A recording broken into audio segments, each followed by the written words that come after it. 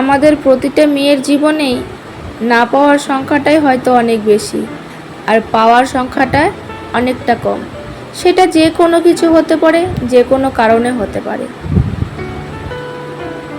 আজকে যখন সবাই ওয়ার্কিং ওমেন আর আমি যখন হাউস ওয়াইফ, তখন অনেকেই আমাকে জিজ্ঞেস করে, কিরে তুই এত পড়াশোনা শিখে এখন সংসার সামলাচ্ছিস?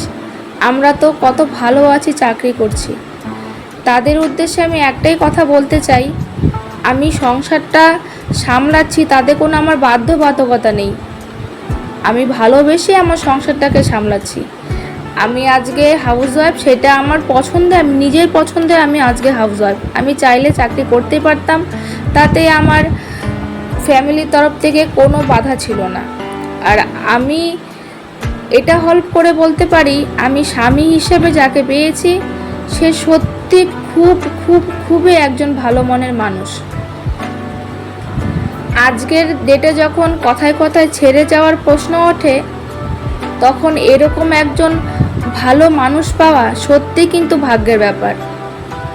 আর আমি এই যে সংসারে কাজকর্মগুলো করি না, তাতে আমার কোনো আক্ষেপ নেই, আমার তাতে কোনো আফসোস নেই। আমি আজকে চাকরি করছিলাম বলে তাতে আমার কোনো আক্ষেপ নেই। সংসার চালাতেও কিন্তু একটা যোগ্যতা লাগে।